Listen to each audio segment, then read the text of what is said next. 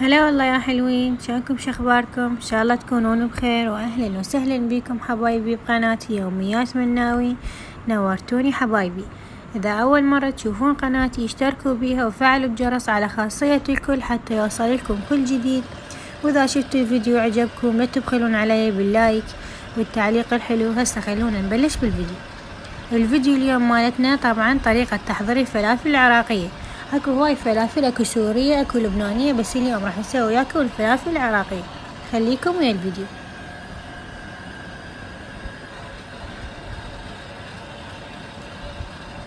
هاي هنا بدينا نطحن بالحمص او اللبلبي. احنا عطونا بالحصة كمية يعني هواية، فسوينا من عندها جزء. اول شي نقعنا الحمص ليلة كاملة، وهاي ثاني يوم بدينا نثرم بيه بهاي محضرة الطعام. طبعا احنا رجعنا له مرتين ثلاثة يعني الى ان صار عندنا القوام هيك عجين.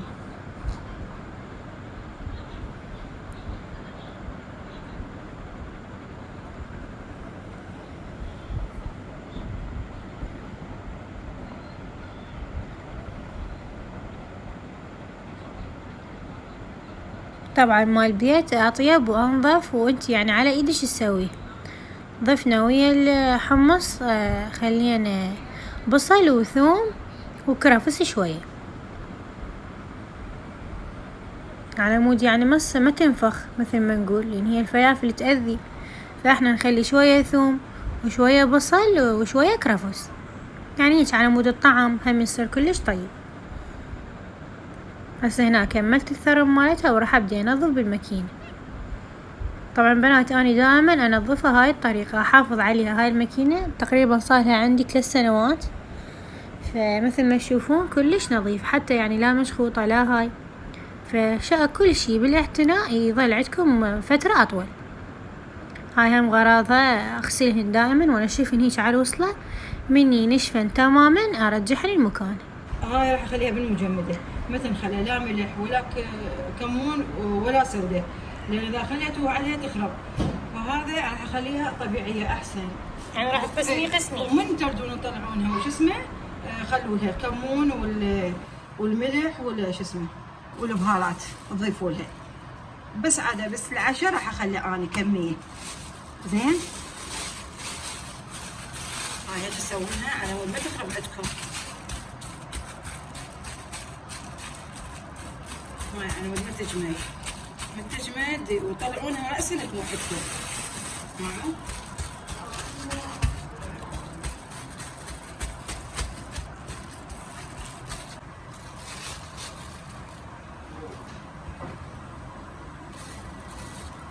كافي العشاء؟ كافي.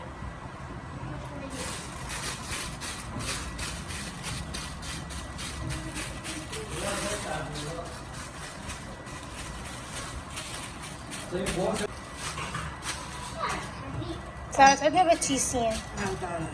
وهاي العشاء خليها هسه راح اخليها نوع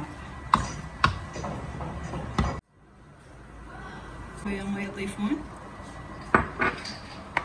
وشوية سودة، شوية سودة لا تكثرون، شوية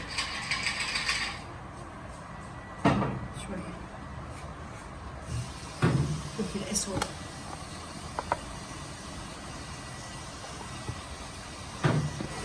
اي بهارات عندكم مشكلة، شوية فلفل على مود النكهة، شوية كمون، شوية كمون،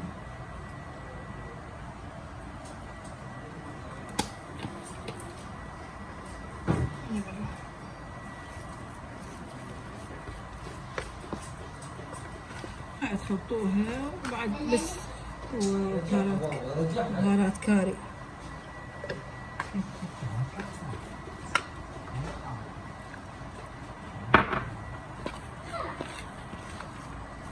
بعد بس الملح.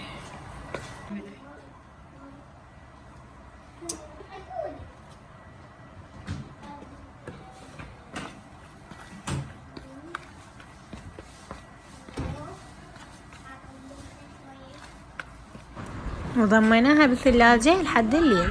بالعشاء إذا لكم شوفوها. وهاي هنا بدينا نحضر بالعشاء. هاي هنا أختي ما سمعتوا الحكي والضحك والسوالف، وتقول لي سرع الفيديو على أساس يعني هم يشوفوني إنه أني سريعة وخبيرة بالزراطة. هسه شوف الفيديو طيح حظي. هنا هي قاعد نسولف عليها بس ما قدرت أخلي لكم الصوت لأن هوسة بيتنا حيل يعني. فهنا هي تضحك وتشاقر تقول الله عليك سرع الفيديو عم يشوفون إنه أنا شلون أسوي زرايط. بس كانت كلش طيبة يعني تستاهل. الشيف شكوري. شوفوها زراطتها، هاي موني سويتها أختي.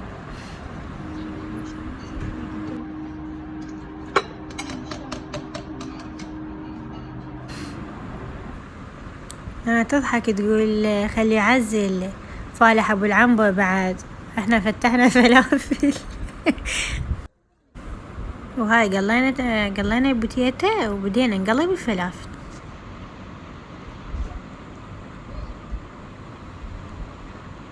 طبعا بقى والله بنات يعني طعمها كلش طيب وخفيفة وما تأذي، يعني تشتريها من السوق كل وحدة كبرها عباك بصلاية، فمال البيت وين ناعمة وطيبة ومقرمشة.